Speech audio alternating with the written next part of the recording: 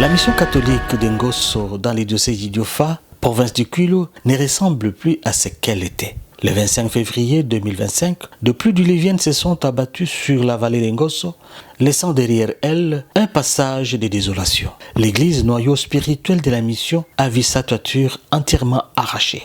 Les écoles primaires et secondaires ont, elles aussi, perdu leur toit. Les élèves en larmes ont été forcés de quitter leur dortoir devenu inhabitable. Depuis le 25 février 2025, une grande tempête a emporté toute la toiture de l'église où se trouvait aussi notre dortoir fille. C'est pourquoi ce jour-là, nous étions dans le pleurs et le larmes, car nous avions tout perdu. Les objets classiques, la farine, certains habits, toute la réserve alimentaire. Jusqu'aujourd'hui, nous manquons un dortoir pour passer notre temps. Les dégâts étaient très importants, ça touchait l'église et les écoles. Quand je parle des écoles, je vois des salles de classe et les dortoirs. En Ngosso 1, c'était le nouveau bâtiment qui a été touché, plus un dortoir. Ngosso, autrefois appelé affectueusement Ngoville, était compté parmi les missions les plus emblématiques du diocèse d'Idiofa. Aujourd'hui, elle n'est que l'ombre d'elle-même. Le curé de la mission lance un cri d'alarme. Il en appelle à la solidarité, à la compassion, à votre aide. Ngosso a besoin de vous maintenant. Par rapport au sinistre que nous venons de connaître depuis le mois de février, c'était un après-midi du 25 février que nous avons été visités par une forte pluie accompagnée de tempêtes, d'orages. Et à sa suite, nous avons eu beaucoup de dégâts.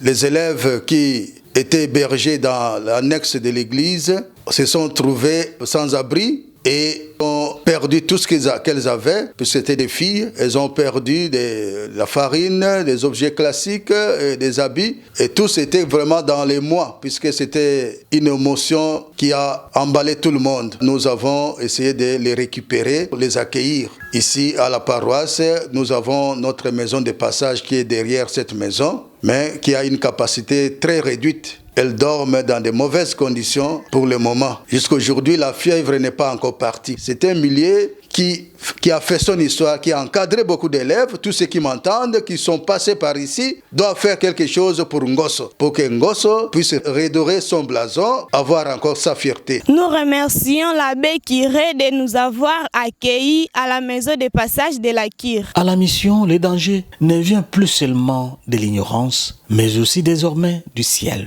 La mission qui regroupe aujourd'hui 3 écoles secondaires et une école primaire accueille plus de 1000 élèves. Ils viennent de villages environnants, de la cité d'Idiofa, des autres coins de la province et même de la ville-province de Kinshasa. Tous portés par un seul espoir, celui d'un avenir meilleur à travers l'éducation. Mais cet espoir vacille. Ces enfants, ces jeunes étudient aujourd'hui dans des conditions inhumaines, au cœur d'infrastructures fragilisées, exposées aux intempéries, à l'insécurité. Chaque goutte d'une pluie est une menace. Chaque orage fait craindre le pur. Si rien ne fait, la prochaine pluie pourrait être celle de trop. Alors nous sollicitons aux hommes de bonne volonté qui nous suivent à travers ces images de nous venir en aide. L'école primaire a été touchée, donc maintenant la toiture était emportée donc par la pluie. Et puis il y a mon bureau aussi donc, qui a été détruit. Il y a encore une salle de classe, et les tuiles portées aussi par la pluie. Et puis moi je travaille difficilement. Et puis à partir de 9h, 10h, les cours stop, donc on laisse les enfants partir, puisqu'il n'y a pas moyen donc de bien étudier.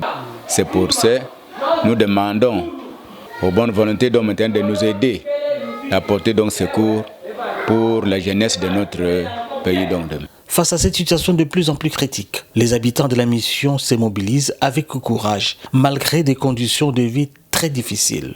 Ils donnent ce qu'ils peuvent, en nature, en argent, avec un seul espoir, préserver l'avenir de leurs enfants. Mais cet effort, aussi généreux soit-il, reste une goutte d'eau dans l'océan. Par rapport à ces faits, nous essayons de sensibiliser la population, nos enfants qui sont avec nous, de façon à apporter notre petite contribution. Bien que ce soit peu, le peu que nous donnons, c'est ça que nous sommes en train de voir petit à petit comment faire pour rétablir notre Église.